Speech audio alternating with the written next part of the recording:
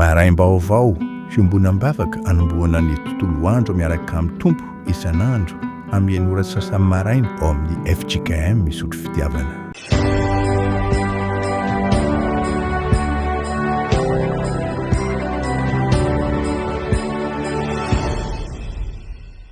iombana mivavaka isika mideranao zay Andriamanitra satria mipetraka eo amin'ny seza fiandriananao ianao ary feno hery sy fahefana. Misotranao izahay satria manapaka amin'ny sitraponao amin'ny fiainanay amin'ny antsipiriana ianao. Izahay mazana no tsy mahatanteraka amin'ny sitraponao fa miala amin'ny didinao. Diso lalana izahay ary ankehitriny tonga eto anatrehanao mangataka ny anomezanao anay ny famelan-keloka ao amin'ny Jesosy Kristy ilay tompo ny fahefana miara-manjaka aminao sy ny fanahy masina. Eny tompo meo anay ny fanahy masina hitarika anay ho fanamarina ny teninao manao hoe raha misy roa na telo mivory amin'ny anarako dia ao afovoany aho. Ary naizanaiza koa misy olona mivory amin'ny anaranao eto amin'ity izao tontolo izao ity dia fenoa ny fanatrehan'ny fanahinao masina izy ireny mba hita ny voninahitrao handray hery avy aminao hanaiky ny fahefanao amin'ny anaran'i Jesosy Kristy. Amen. Matthieu toko 20 manomboka eo amin'ny 9:20 hatramin'ny 7:20. Matthieu toko 20 ny 9:20 hatramin'ny 7:20. Naraka mivaky ny teny amin'ny anaran'i Jesosy isika. Ary tamin'izany dia nanatona an Jesosy ny reniny zanaky Zebedio mba amin'ny zanany lahy dia niankohaka ka nangataka zavatra taminy. Ary hoy izy taminy, inona no irianao? Dia ora vehivavy taminy, mandidi mba hipetrahanareo zanako roa lahy ireto, ny anankiray ho eo amin'ny ankavananao ary ny anankiray ho eo amin'ny ankavianao ao amin'ny fanjakanao. Fa Jesosy namalaka nanao hoe tsy fantatrareo izay angatanareo. Ainareo va ny isotro amin'ny kapoaka izay efa isotroko? Hoy izy roa lahy taminy, ainay ihany. Ho kosa izy taminy, isotro amin'ny kapoaka tokoa ianareo fa nipetraka eo an-tanako ankavanana sy eo an-tanako ankavia dia tsy ihany hanome izany fa izay nanamboarany raiko izany no omena. Amen.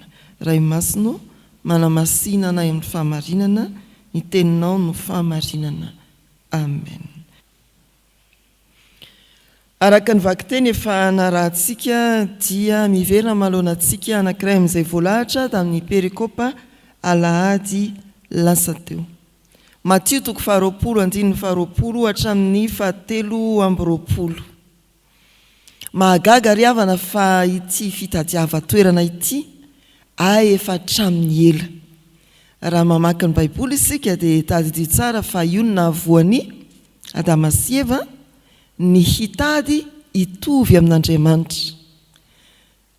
Efa fantatsika koa zany hoe rehefa nandre ny mpianatra fa tsy maintsy hiala amin'ny tompo dia tao an'eritreritry ny tsirairay ny hoe iza no andimby azy amin'ny fitariana.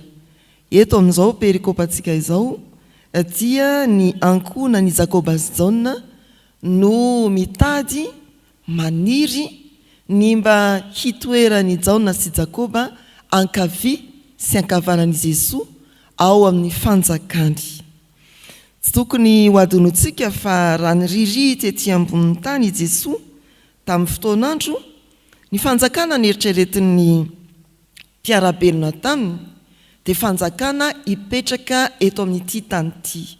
Fanjakana andrava ny fanandevozan'ny Romanina indray. Diso hevitra ny ray aman-dreny, ny renin'ny Jakoba sy Jaona, fa tsy fahefana akory na seza hipetrahana ny ao amin'ny fanjakan'Andriamanitra fa tena fanekena ny fanapahan'ny tompo, fanekena ny sitrapon'Andriamanitra mandahatra ny zavatra rehetra. Alaro ankavia akavanana ny zanako fa ny tompo manao hoe tsy hany ianao izany fa arak'izay homen'Andriamanitra ihany.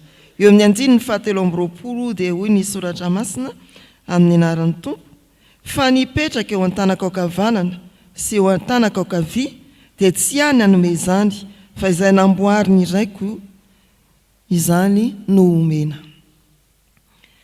Ny tompo irery ihany ndry havana no manapaka, manana fahefana ametraka ny toerana isy antsika hanome ny anjara ho an'ny tsirairay. Voalohany, tsy ny faniriako na ny fanirinao, fa ny fikasan'Andriamanitra no mamaritra ny ho avintsika.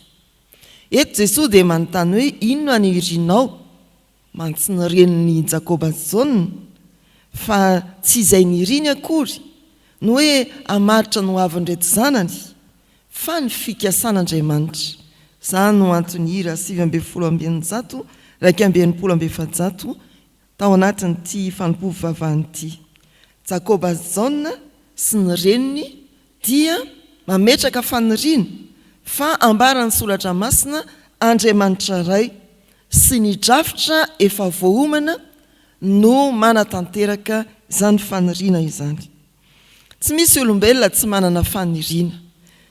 Tsy misy olombelona tsy hanana fikasana raha izany dia mijanona eo amin'ny anio ny fiainany. Fa izao no tokony fantatsika araka ity soratra masina ity, dia Andriamanitra no tompo ny fanapahan-kevitra eo amin'ny fanirianao. Ho antsika kristianina dia mety hoe mora izany, fa ho an'ny kristianina sadasada dia mety sarotra amin'izany maika moa ho an'ireo tsy mahalala an'Andriamanitra. Manana faniriantsika, enon'Andriamanitra ny faniriantsika, fa ambaran'izao soratra masina izao, Andriamanitra ihany no manome izay tiany omena. Andriamanitra ihany no manapa-kevitra momba ny ho avintsika. Zavatra faharoa ry havana, izay ambaran'izao soratra masina izao dia ny hoe fantatry ny tompo ny lalana izay izorantsika. Raha miteny Jesosy manao hoe ainareo ve nisotro amin'ny kapoaka izay isotroko, dia efa fantany lalana andehanany ho tonga amin'ny fanjakany mandrakizay. Ny lalany azo fijaliana izay mamaraparana ny fiainany, fa te hanantitrantitra amin'ireto mpianatra izy ny hoe fantatrareo ve ny lalana? Hoy ny mpianatra, fantatra ihany, tsy dia fantany izany. Ny sotro amin'ny kapoakanao dia aina ihany. Izay ilay hoe ny lalanao fantatra ihany, tsy dia fantatra. Mandrakariva eo amin'ny fiainana rehefa manam-paniriana isika zanak'olombelona, dia ny atongavana amin'ny fahatanteran'ilay faniriana no zava-dehibe, fa tsy ataontsika zava-dehibe hilofosana sy hiezahana ny lalana mankeo. Misy olona mieritreritra ny hoe io izy fa eo amin'ny andraikitra toy izao, za koa mba teo to azy. Fa ny lalana ny diavin'izany olona izany, tsy nieritreretiny, tsy fantany, tsy nijoiny. Dia izay ry havana ny an'ny ray aman-dreny, ny an'ny reny, ny an'ny Jakoba, ny an'ny Jona, ny omaika eo amin'ny fanjakan'Andriamanitra. Fa izao, ny lalana makeo amin'ny fanjakan'Andriamanitra, ny lalana makao ankavia na ankavanana, ny toerana omen'Andriamanitra antsika eo amin'ny fanjakany, dia misy lalana mazava tsara, ary Andriamanitra no manapaka izany amin'ny fahefany. Andriamanitra no manoritra izany, sady efa mahalala sahady. Vonina hijaly ve ianao? Hoy ny tompo, raha misy ta hanaraka, aoka izy hitondra ny azo fijaliany ka hanaraka. Te handeha amin'ny lalan'ny fanjakan'Andriamanitra isika, ary te ho tonga amin'ny voninahitra raha manana amin'i Jesosy Kristy. Mandihana amin'ny lalan'ny azo fijaliana, manekeny fahefan'ny tompo hitondra antsika. Adino fa misy lalana sarotra voatonga amin'ny toerana anankiray, ary maika noho izany amin'ny fanjakan'Andriamanitra. Ny lalany azo fijaliana hanarahantsika ny Kristy no hahatrarantsika ny tanjona iarana mipetraka amin'Andriamanitra sy Jesosy Kristy ao amin'ny fanjakany. Fantaro fa Andriamanitra efa manoritra lalana mazava ao antsika, ary Kristy no mitarika an'izany ho amin'ny fanjakany. Ho tonga ianao ao amin'ny fanjakan'Andriamanitra sy ny voninahiny, raha manaiky ny fahefan'i Kristy hitari-dalana anao. Fa ny fahatelo ry havana, ny fahefan'i Kristy dia mitondra ho amin'ny famonjena. Jesosy Kristy dia mpanjaka, fa ny fahefany tsy nitadiavan'ny seza, fanandianany nankeo amin'ny azo fijaliana. Izay ilay fahefana Kristy, fahefana tsy mamoritra fa fahefana mamonjy, fahefana tsy nampiaritra olona fa fahefana ny aretany ny azo fijaliana mba hamonjena ny mpanota. Indraindray ny fahefana ary matetika ny fahefana zao tontolo zao dia fahefana entika moritra ny mpiarabelona. Anga tsy fantatrao za zanak'iranina, tsy fantatrao nga nahoana ny tsy omena toerana tsaratsara kokoa. Ry havana malala rehetra amin'ny tompo, ny tena fahefana dia erim-pitiavana, ny tena fahefana dia erim-pamonjena. Izany no ianarantsika ao amin'izao soratra masina izao, tsy seza na toerana fa fiaretana ho amin'ny famonjena ny hafa. Hianatra ao amin'i Jesosy Kristy isika ry havana, mety tsy azontsika ny anton-javatra izay iainantsika hatramin'izay sy ankehitriny. Mety misy vavaka mbola tsy nivaly, mety misy fiaretana mafy, mety misy lalana tsy ampozinao andiananao. Tadidio fa ny fahefany Kristy dia manapaka ny fanirianao, miandrasa ampaharetana ny valy ny fanirianao izay nambaranao taminy. Ny fahefany Kristy dia manapaka amin'ny lalana izay diavinao, manara amin'ny finoana ny fitariany ianao. Ny fahefany Kristy dia mitady izay amonjenanao. Ekeo ary raiso zany fahefana zany ho amin'ny famonjenanao. Antsona ry havana isika mba tsy hisalasala, ametraka ny manontolo mpiainatsika ao amin'ny Kristy, ilay tompony fahefana, ny iray no efa manomana ny zavatra tsara ho antsika. Mety tsy hifanitsy amin'ny faniritsika fa tsara sy mahasoa antsika mandrakariva satria manana fahefana hitady izay ahatsara antsika izy. Ho an'Andriamanitra ny voninahitra. Amen. Hivavaka isika ry havana. Andriamanitra o renay teo ny teninao izay manambara fa ianao dia manapaka amin'ny fanirianay, ianao dia manapaka amin'ny lalana izoranay, ianao dia manapaka amin'ny fahefanao mamonjy ny mpanota. Misaotra fa hafa ny fihevitrao noho ny fihevitray. Indreo ny fanirianay ry Tompo, iombonanay ny faniriana mba hiara hitoetra aminao amin'ny fanjakanao. Azavelanao diso hevitra izahay fa ahitsio hanaraka ny sitraponao mba ho totosoa amin'izany fanjakanao mandrakizay zany. Indreo ny fanirianay ho amin'ity tontolo andro ity, manana fikasana tsara, hiasa mafy mba hamokatra izahay, tsy ho an'ny toeram-piasana ihany, fa ho an'ny fanjakanao indrindra koa. Koa aza avela hoerery izahay fa ampio amin'ny fanatanterahana ny asanay, mba ho fitaratra ho an'ny mpiara-miasa sy ny manodidina anay ny fomba fiasanay, ny fomba fiteninay, ny fomba faneraseranay amin'ny be sy ny maro. Eny manantena izahay Tompo fa tsy ho adononao ny faniriany ny isan'ankonana izay apetraka aminao mandrakariva, ny arovanao ny fanahy tsirairay, ray aman-dreny sy zanaka, naiza misy azy ireny. Tompo, ataovy eo ambany tana mahirinao ka voaharinao amin'ny fakapanahy sy ny zavatra tsy araka ny sitraponao. Mivavaka izahay mba hametrahanao ny fahefanao ny firenenay, ianao no mahita ny ezaka rehetra ho fampandrosoana izay fitariana nataon'ny fiangonana ao anatin'izay mety ho fikaonandoha ahasoa sy ahatsara ny firenena. Ambeno andeha araka ny fahefanao izay rehetra nomenao fahefana ry Tompo.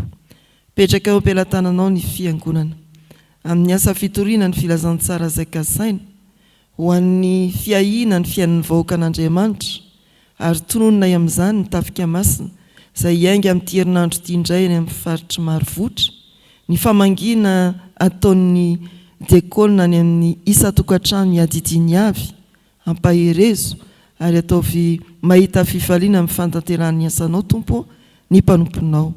Ny vantanan'ireny asa ireny koa dia andray hery sy fahasoavana vaovao an-trano. Tononay aminao ny fiainanay andavanandro amin'ny tsy fahasalamana, mba mametrahany tanamaherinao amin'ireo tsy salama mitady fahasitranana naizanaiza misy azy ireny, misy aminay tonga miara-mivavaketo tratra an'izany fanahintainana ara-batana izany sy trano tompo. Jereo ny manamanjo, ireo mety mbola manembona ireo havana lasa nodimandry ka tsy mety tonga amin'ny fiononana, ireo namoy malala ka ambohitra ny fahoriana ankehitriny, ampionono ny olonao tompo. Jereo ireo manana olana, tompo fantatrao ny olana eo amin'ny sehatra ara-pitsarana. Jereo ny voafonjaka vangio, meo ny fanahinao masina fa amin'izay misy ny fanahinao no misy ny fahafahana. Ianao no anakaiky ireo manana vesatra amin'ny andraikitra izay nomena ho azy, na ara-piangonana na ara-piarahamonina. Aza vela ho irery izy ireny tompo fa hombay ny fahasoavanao mba ho tsapany fa ny herinao dia tanterahana amin'ny fahalemena. Jereo ny fandaharam-potoana ny tsirairay izay manandrarahany amin'ny toerana samihafa amin'ity tontolo andro ity, hialo avy amin'ny fampaherezanao izy ireny. Andriamanitro, tsy ho adorinao koa ireo manam-pifaliana miomana amin'ny raharaha-mpianakaviana masina, ireo manam-pifaliana tody sy fahombiazana teo amin'ny ezaka natao. Dia ianao tompo no hampianatra azy ireny, hankasitraka anao ary hijoro ho vavolombelonao. Atambatray ny vavaka amin'ny anampianaran'i Jesosy manao hoe: Rainay izay ny an-danitra, ho hamasinina ane ny anaranao, ho tonga ane ny fanjakanao, atao ane ny sitraponao, ety an-tany ho tahaka ny an-danitra. Meo anay ny ny anina sahaza ao anay, ary mamela ny elokay tahaka ny namelanay izay meloka taminay. Aza mitondra anay mifakapanahy, manafahanay amin'ny ratsy, anao ny fanjakana sy ny hery ary ny voninahitra mandrakizay. Amen. Raiso amin'ny finoana ho tanteraka aminareo ny tsodrano tonoana amin'ny anaran'ny Tompo. Fiadanan'Andriamanitra izay mihoatra no ny fahalalana rehetra, hiaro ny fonareo sy ny hevitrareo ao amin'ny Kristy Jesosy.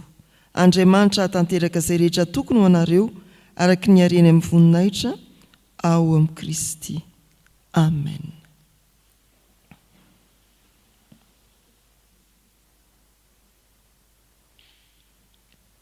Ho an'Andriamanitra irery ihany ny voninahitra, amin'ny anaran'ny Ray sy ny Zanaka ary ny fanahy masina. Amen.